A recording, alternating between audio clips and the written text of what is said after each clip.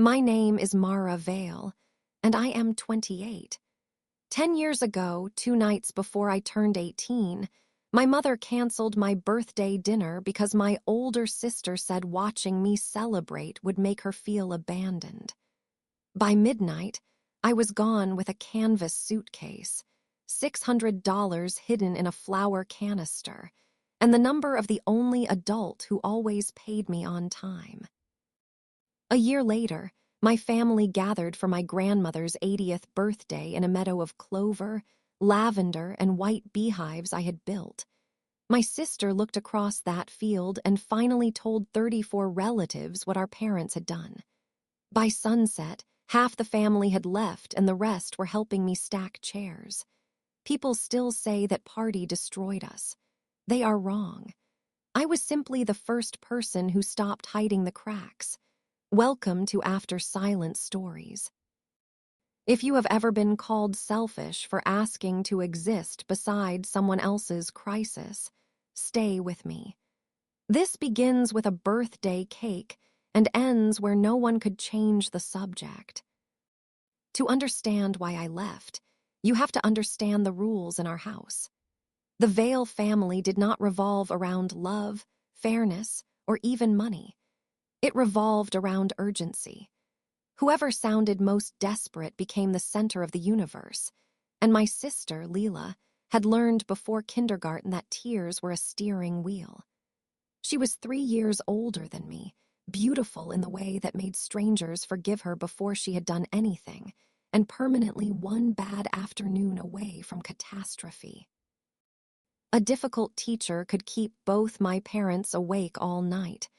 A friend who did not text her back became a family conference. A boyfriend who wanted space became a medical emergency. By the time I was 8, I understood that needs were not measured by seriousness. They were measured by volume. My own role formed around the empty spaces. I was the child who could wait.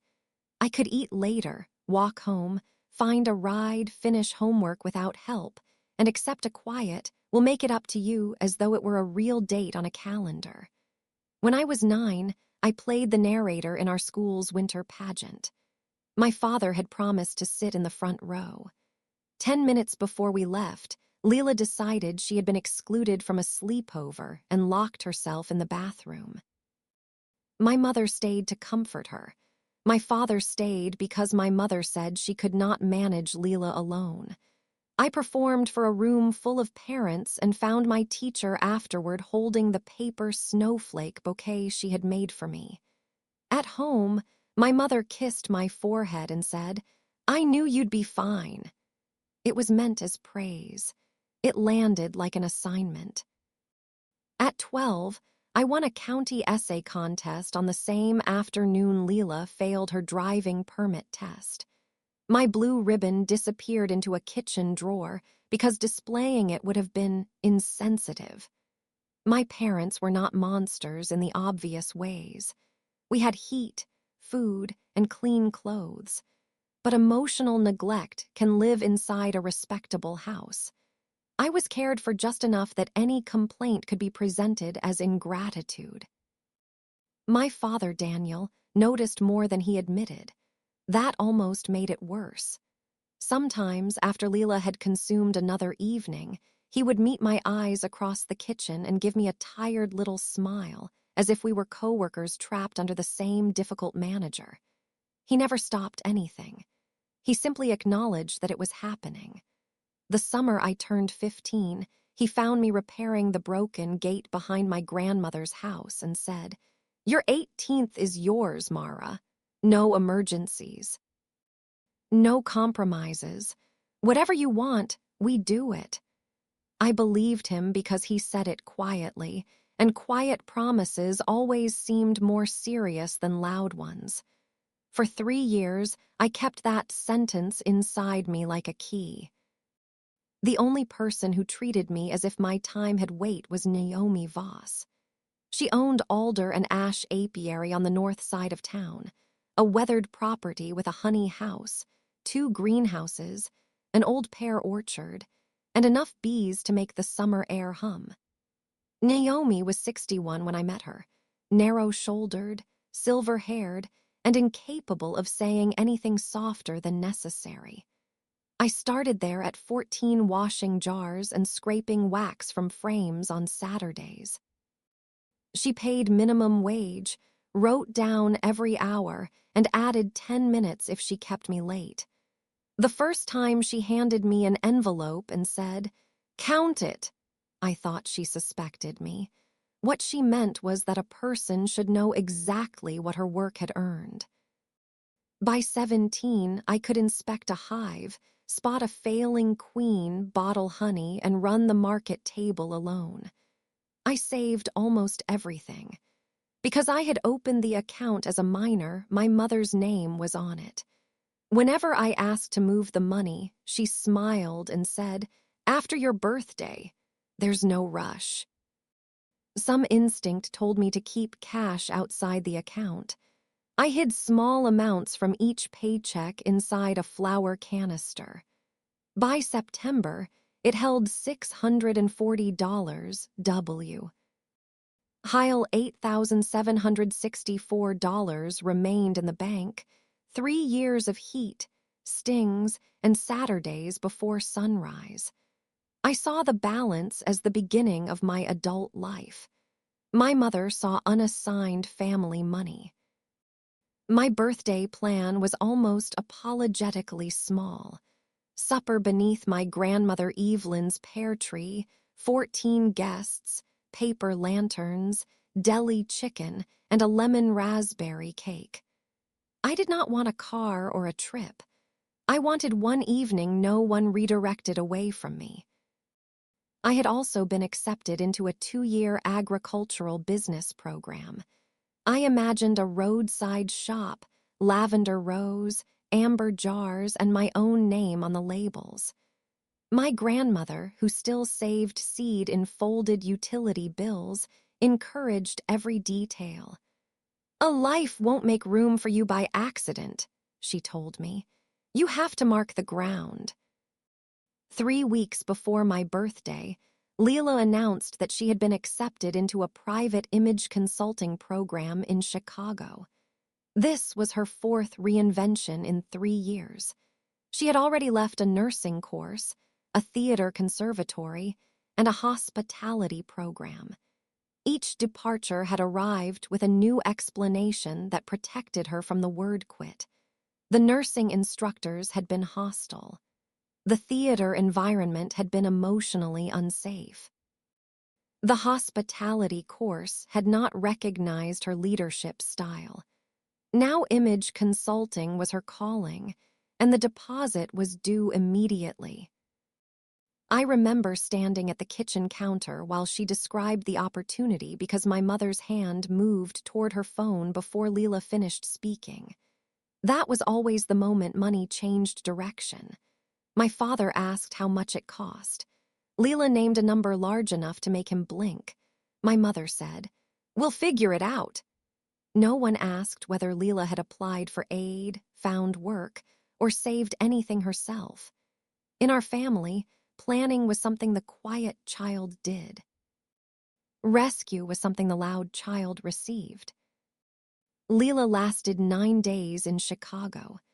She came home on a Thursday at 2 in the morning, dragging a hardshell suitcase with one broken wheel and crying before the front door had fully closed. By breakfast, our house had reorganized itself around her return. My mother called the program director, the landlord, the credit card company, and 2 relatives who had not asked for updates. My father sat at the table staring into coffee that went cold.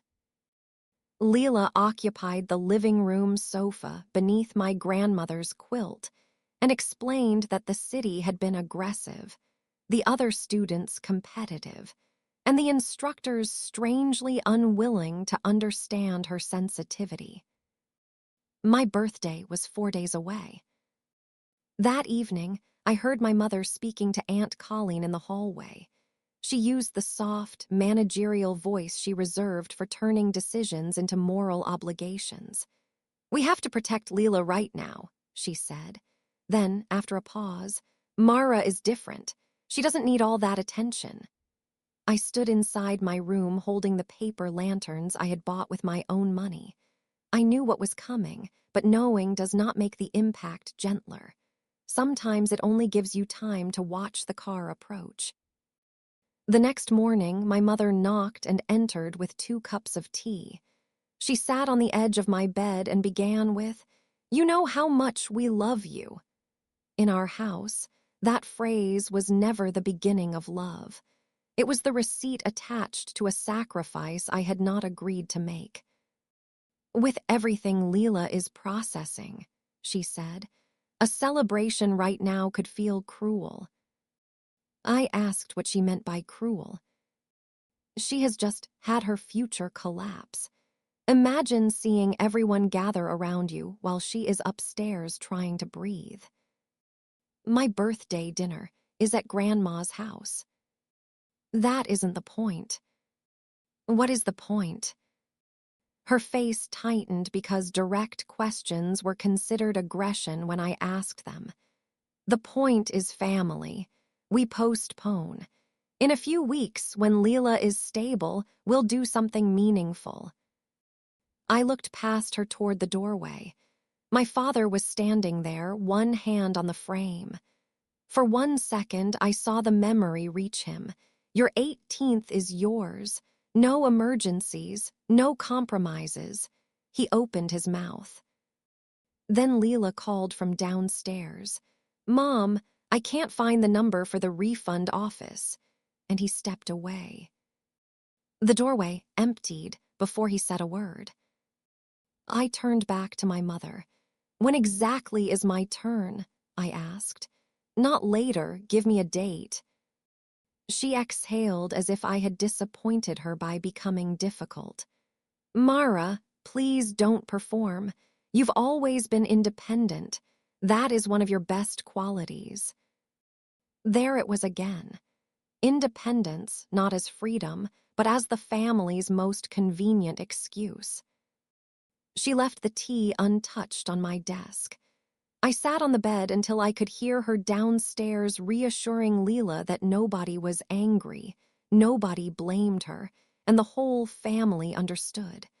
Then I opened my laptop and checked my savings balance. The number was still there. I stared at it longer than necessary, though I did not yet know why. That afternoon, Keller's Ba. Curry called to confirm a change to the order. The woman on the phone said the lemon cake would now be collected Saturday instead of Monday, and asked whether "Fresh Start" Leela should be written in pink or gold icing. I told her I had not changed the order. There was a brief silence, followed by the sound of paper moving. "Your mother called this morning," she said carefully. "She kept the size and filling. Only the date and message changed." The dinner had not been postponed. It had been reassigned. The same cake, the same relatives, the same folding chairs, the same backyard. My name had been removed, and my sister's crisis had been iced over the space where it used to be. I thanked the woman because she had done nothing wrong. Then I hung up, opened my closet, and took down the canvas suitcase my grandmother had given me for school trips. I packed work clothes, jeans, boots, my essay ribbon from the kitchen drawer, the broken camera, and the lanterns I had never hung. I retrieved the flour canister, counted the cash, and made one phone call. Naomi answered on the 3rd ring. I said, "I need somewhere to sleep for a little while." She asked, "Are you in danger?" "No." "Are you sure?" "Yes." "Then the room above the honey house is empty.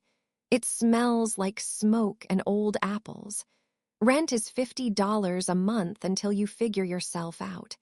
Bring your own towels." She did not ask me to explain my mother. She did not tell me to calm down. She did not say family was family. She gave me an address I already knew and a price I could pay. I carried the suitcase downstairs just after 10. My mother was at the dining table writing a list for Leela's encouragement dinner. She looked at the luggage and rolled her eyes before she looked worried. "Where do you think you're going?" "To Naomi S." "For how long?" "I don't know." "Oh, Mara, this is exactly what I meant by performing." Leela sat on the sofa under the quilt, watching me. Her face was swollen from crying, but her eyes were dry. For a moment, we looked at each other without the roles our mother had assigned us.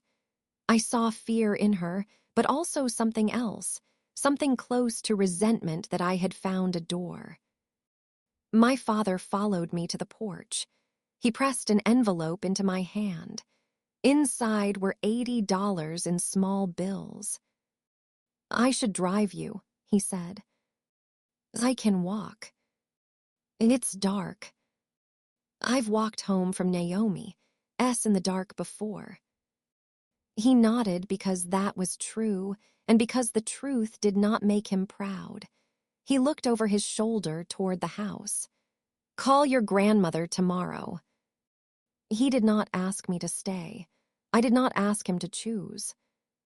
The apiary was 3 miles away. I walked beneath a cold October sky with the suitcase pulling against my shoulder and the lanterns knocking inside the backpack. When I reached the Honey house, Naomi had left the side door unlocked and a lamp burning on the stairs. The room above it contained a narrow bed, a chipped dresser, and one window overlooking the orchard. It did smell like smoke and old apples. It was also the first room I had ever entered where no one expected me to disappear for their comfort. 2 nights later, I turned 18. Naomi put a candle into a cinnamon roll at 6 in the morning and told me to make a wish quickly because the bees did not care about birthdays. My grandmother arrived at noon with soup, clean towels, and no questions I could not answer. My father sent a text that said, "Happy birthday, kiddo." I read it once and did not reply. The following morning, I went to the bank. I had rehearsed the appointment. I would open an individual account, transfer the savings, and register for classes. I even wore the blue blouse my grandmother said made me look capable. The teller greeted me, pulled up the joint account, and then stopped moving. The balance was $664. I thought she had opened the wrong screen. She turned the monitor slightly and showed me a withdrawal for $8,100 made 18 days earlier. The transaction had been authorized by my mother. Because her name was on the account, nothing illegal had occurred. The room became very bright. I remember the hum of the fluorescent lights, the plastic bowl of wrapped mints, and the teller saying she was sorry in a voice that told me she had seen versions of this before. I called my mother from the parking lot. She answered with, "Are you ready to stop this nonsense?" I asked where my money was. There was no pause, no confusion, no shame. We used it for Leela's tuition deposit and the apartment guarantee. Some went toward the car repair. You knew the family was under pressure. That was my money. It was a joint account. I earned every dollar. And we fed you, housed you, drove you to work, and supported your little bee hobby. Families contribute, Mara. You are 18 now. It is time to understand that. I said Leela had left the program after 9 days. That is not the point. We could not know that would happen. You could have asked me. You would have said no. The honesty of that sentence hurt more than a lie would have. Then she softened her voice. You are capable. You'll make it back. Leela does not have your resilience. Why would you want to take an opportunity away from your sister when you can rebuild? Because I can survive it. That was her entire defense. Harm became acceptable if the person receiving it was unlikely to collapse in public. I went back inside, withdrew the remaining $664, closed the account, and opened a new one with only my name. My hands remained steady until I reached Naomi's truck. Then they shook so hard I dropped the keys between the seats. By Sunday, my mother had called the relatives. Her version was simple. I had thrown a fit over a postponed birthday, emptied a family account, and abandoned Leela during a breakdown. Aunt Colleen left a voicemail about a cake and teenage pride. A cousin lectured me about mental health. Nobody asked why an 18-year-old had moved above a honey house or where 3 years of wages had gone. I did not defend myself. My mother was the family's practiced narrator. Every answer would become evidence that I was cruel, so I stopped attending the trial. I worked. For the next 3 months, my life narrowed into a schedule that left no room for anyone else's opinion. I worked at Alder and Ash from 5:30 in the morning until 2. 4 evenings a week, I served tables at a diner beside the highway. On Sundays, I cleaned the honey house, studied business books from the library, and called my grandmother. I deferred the agricultural program because I no longer had tuition. The woman on the phone said I could hold my place for 1 year. I thanked her, hung up, and cried for exactly 7 minutes before my shift began. My grandmother Evelyn visited on the first Sunday in November. She arrived carrying a wooden hive box so old the cedar had turned silver. It had belonged to her father, who kept bees behind their farmhouse before the interstate divided the property. Inside the box were a veil, a smoker, 3 jars of saved clover seed, and a small brass stencil with the letters EV cut into it. "I heard what happened to the account," she said. I looked down. From Dad. "Your father tells the truth when he thinks no one is listening." She rested her hand on the old hive. "I can't replace $8,000. I can give you something that knows how to multiply." That was my grandmother. She never offered comfort as a substitute for action. She gave me a box built by a dead man, seeds saved through 40 winters, and the assumption that I would know what to do next. Naomi found me studying the back pasture 2 days later. It was 3 acres of exhausted ground beyond the pear orchard, mostly thistle, dock, and grass that had given up. A shallow irrigation line ran along one fence. The land had not produced anything in years. "You're looking expensive," she said. I told her I wanted to lease it. She asked what I planned to grow. Clover, lavender, bee balm, sunflowers around the edge, enough forage for hives, enough stems and herbs for market bundles. Honey eventually, candles in winter. How many hives? 6 to start.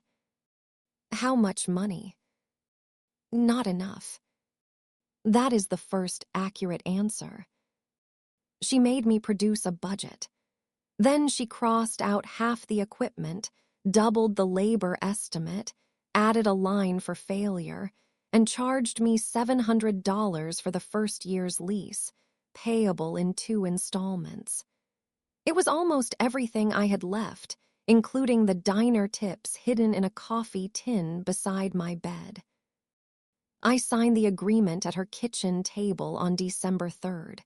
3 acres, 1 year, water access, no sentiment. The old hive box became my first equipment shelf. My grandmother's clover seed became the beginning of the meadow. I named the project Quiet Acre, not because the land was silent, but because quiet things had saved my life. Winter was planning. I ordered 6 colonies, used hive bodies, lavender plugs, and more seed than I could comfortably afford. I learned regulations, insurance, labeling, and the unpleasant cost of glass jars. At night, I drew paths, hive stands, windbreaks, and a small market space beneath the pear trees. My mother called once before Thanksgiving. She said the family was willing to forgive my behavior if I apologized to Leela, moved home, contributed my wages to the household, and stopped playing entrepreneur with Naomi. She presented it as reconciliation. It sounded like surrender with chores. I asked whether she would return my savings. She said, "You are still fixated on money." I declined Thanksgiving. She told me not to come at Christmas either. On Christmas Eve, I sat alone above the honey house and wrote her a card. I wrote that I was safe, that I missed parts of home, that I hoped Leela was better. Then I realized I was composing the card for a mother who would read it with tenderness. Instead of using it as evidence that I had weakened, I tore it in half. An hour later, my grandmother arrived with stew, and Naomi came upstairs carrying a roll of cream-colored labels she had ordered without telling me. Quiet Acre Apiary, they read in dark green letters. Beneath that, smaller, honey, wax, and meadow goods. "You need a name before you need customers," Naomi said. It was the first time I saw my own future printed on something I could hold.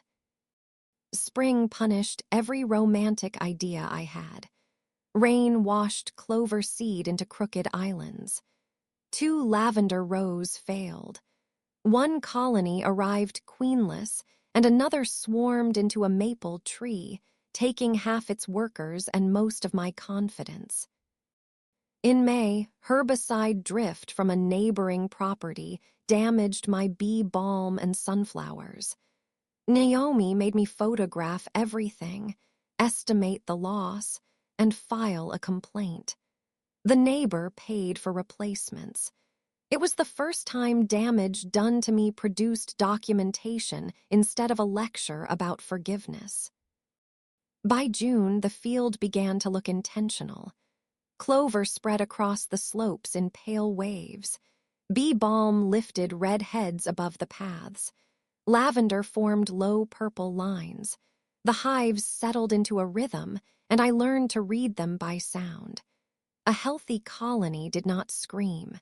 It worked. Thousands of individual movements became one sustained note, steady enough to feel through the wooden boxes.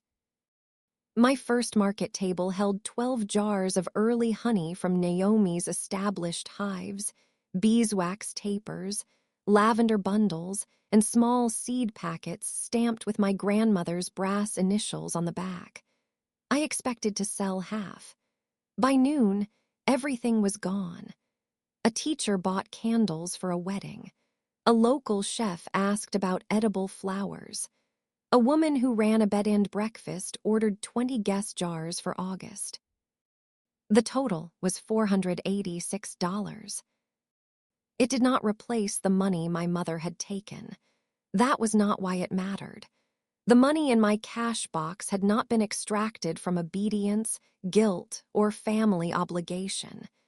It came from something I had planned, planted, tended, priced, and sold. For the first time, my ability to endure was not being used to subsidize someone else. It was building a life with my name on the invoice. Word traveled quickly in our town. By July, Quiet Acre had a Saturday line. I added honey lemon candles, pressed flower cards, and small pollinator porch kits. Naomi complained that my display looked too pretty to be trusted, which was her version of admiration. My friend Sophie, who had worked beside me at the diner, began helping at the stall. She could sell a jar of honey to a bee. I paid her hourly and made her count the cash with me at closing. One Saturday, 2 women from my mother's church appeared. They examined the lavender as if it might reveal whether I had truly been mistreated. One finally said, "Your mother mentioned you were going through a rebellious period." I handed her a sample spoon. "This batch is clover and pear blossom." She bought 3 jars. That afternoon, my mother texted for the first time since Thanksgiving.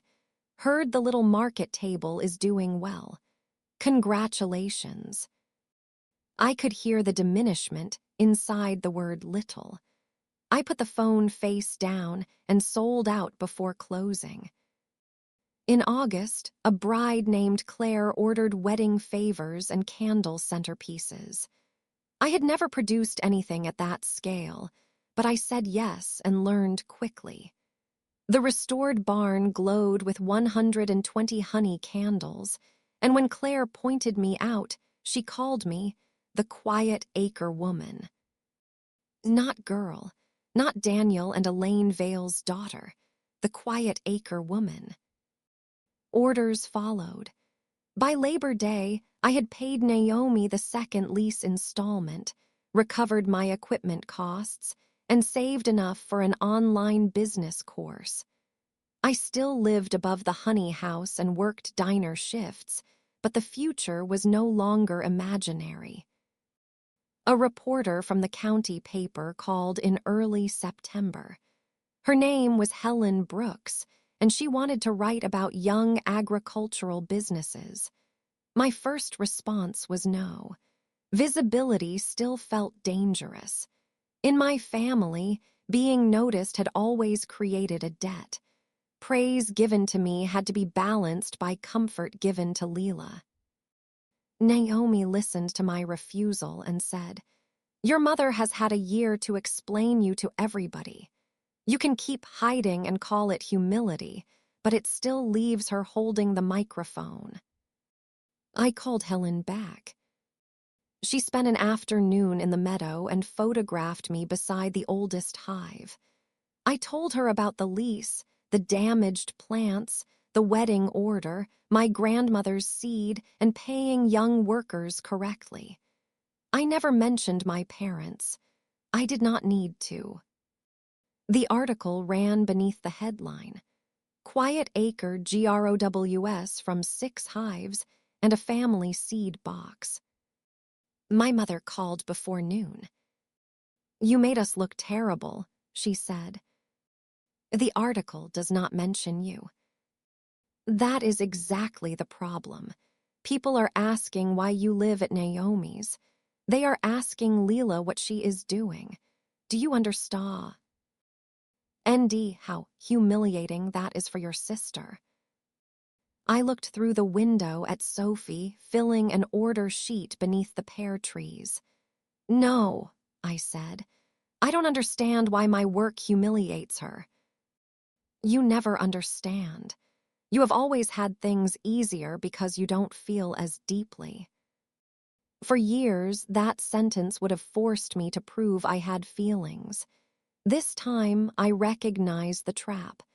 "I have customers waiting," I said. "Mara, do not hang up on me." I hung up. 3 days later, my grandmother called with an announcement. Her 80th birthday was at the end of September.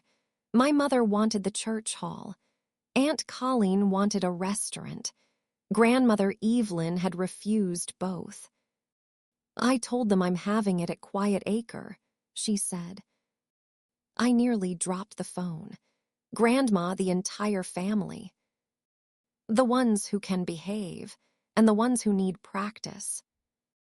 My mother will never agree. She already did, refusing an old woman's 80th birthday after a newspaper article would damage her reputation. You planned that. I'm 80, not confused. I walked the meadow after we hung up. The late clover was still flowering. Lavender had faded into gray-green mounds, but the bee balm and goldenrod were alive with color. The white hives stood in 2 orderly rows.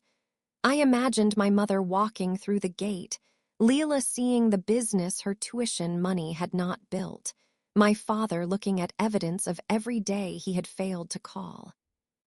I almost told my grandmother no. Then I realized the field was the first place in my life where my mother did not control the walls, the guest list, or the version of events. If she came, she would come as a guest. That difference mattered.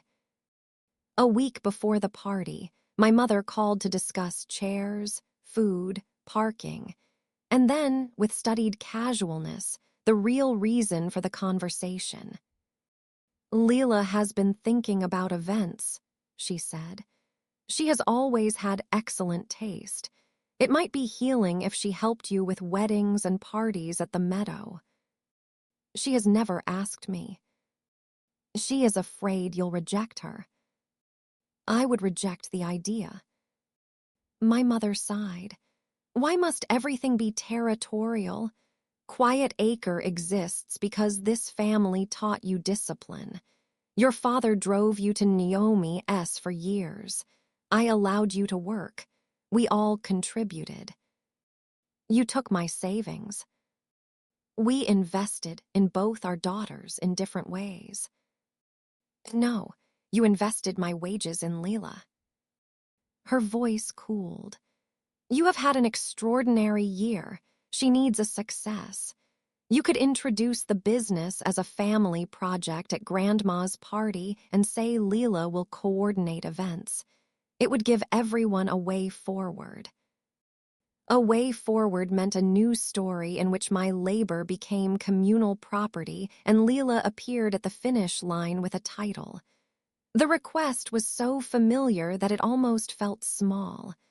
A cake, a bank account, a business. The object changed. The rule did not.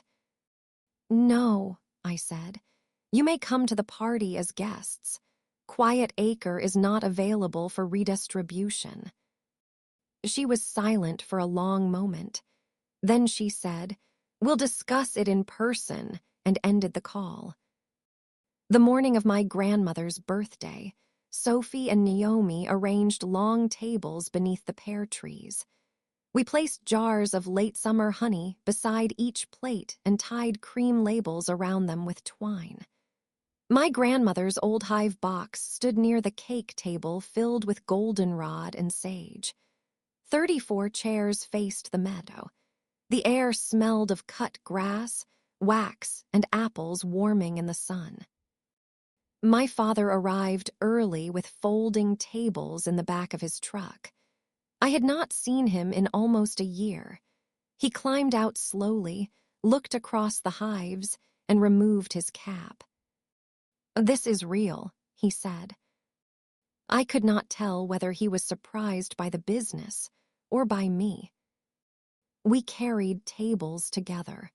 After 20 minutes, he said, I knew about the account after she did it. I kept hold of my end. Before my birthday. Yes. And you said nothing. His face folded inward. I thought she would put it back. With what money? He had no answer. Silence had always been his preferred form of hope. At the truck, he said, I'm sorry. It was not enough, but it was true. I told him, I believe you're sorry. I did not tell him it was all right. The family arrived in clusters. Aunts in sensible shoes, cousins holding phones, uncles pretending they understood bees. My grandmother entered through the gate on Aunt Colleen's arm and stopped when she saw the meadow. For once, Evelyn Vale had no immediate instruction. She pressed her hand to her mouth, then pointed her cane toward the old hive box. You kept it, she said. I used it. Better. My mother arrived in a navy dress with a covered dish and the confidence of a woman entering a room she intended to manage. She complimented the tables, adjusted 2 jars, and told 3 relatives, "Mara gets the creative side from me." Within 10 minutes, she had converted a year of public disapproval into lifelong maternal encouragement. Leela came last. She wore white trousers, high heels that sank into the paths, and a silk blouse the color of champagne. She hugged our grandmother, accepted lemonade, and began walking the field alone. She stopped at the Quiet Acre sign. She read the labels. She watched Sophie take a payment from a customer who had arrived to collect an order. Then she stood in front of the hives with her arms wrapped around herself. I had expected anger. What I saw looked more like grief. After lunch, my grandmother tapped a spoon against her glass. Everyone quieted. "I have received 80 years of presents," she said. "Most of them were towels. Today I wanted something useful, so I asked all of you to come here and look." She pointed toward the meadow. "My granddaughter took neglected ground and made it feed living things. She took a box from my father and gave it another generation. Some people will call that talent. It is not. Talent is what people say when they do not want to count the hours." Her voice shook, but she continued. "The first honey from my clover seed is going to be called Evelyn's Gold. Mara made it. Quiet Acre belongs to Mara. I am proud to say both things where witnesses can hear me." The applause rose around the tables. I stood beside my grandmother while 34 faces turned toward me. My first instinct was still to look for Leela, to measure whether my happiness had hurt her. I made myself remain where I was. Then my mother stood.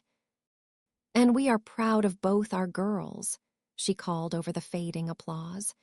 "In fact, today is the perfect time to share that Quiet Acre is becoming a family venture.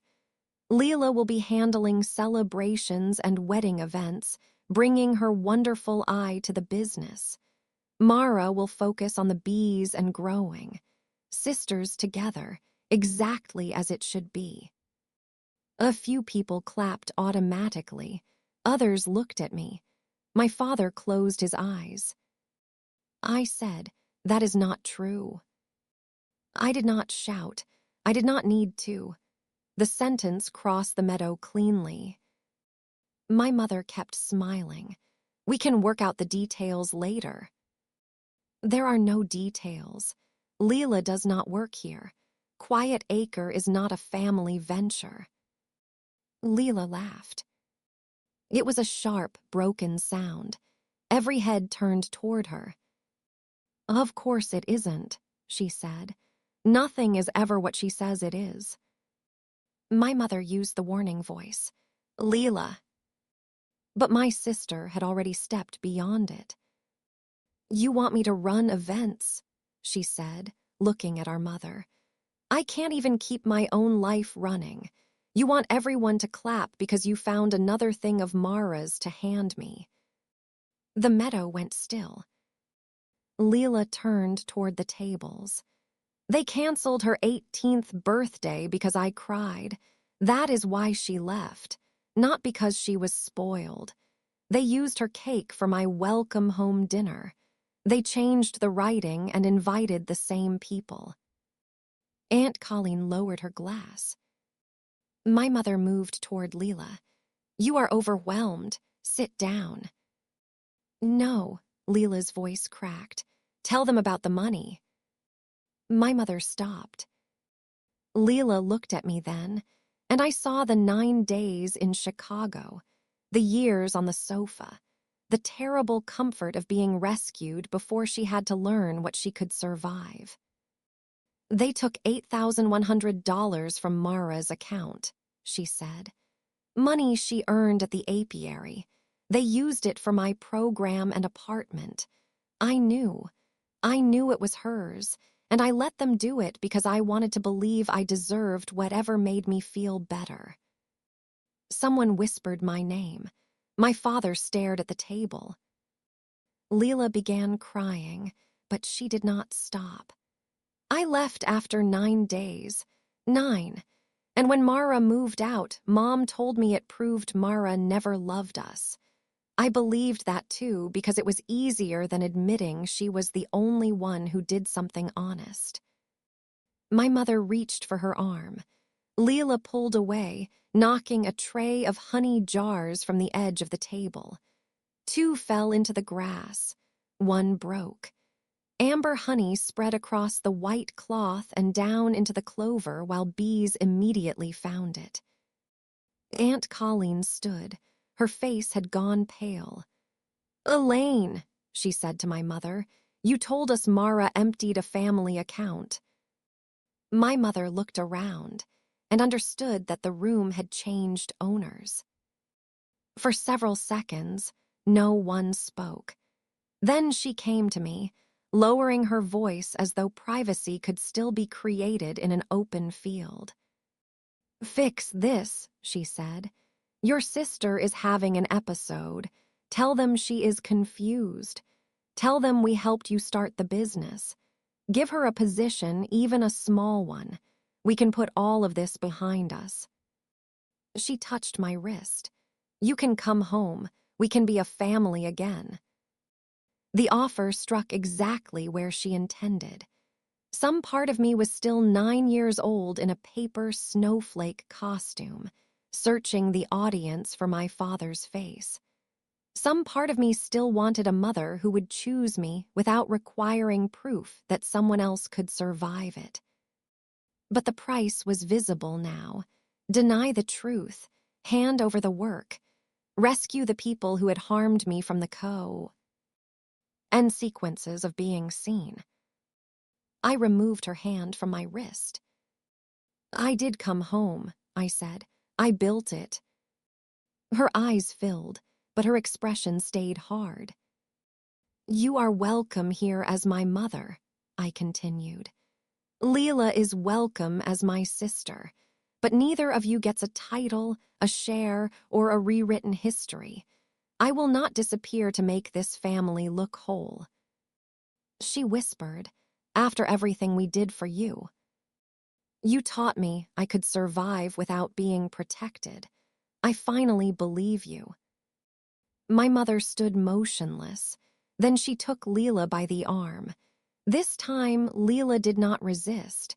They walked toward the gate together, but halfway there, Leela stopped. She looked back at me once. My mother pulled again, and they left. My father remained beside his chair.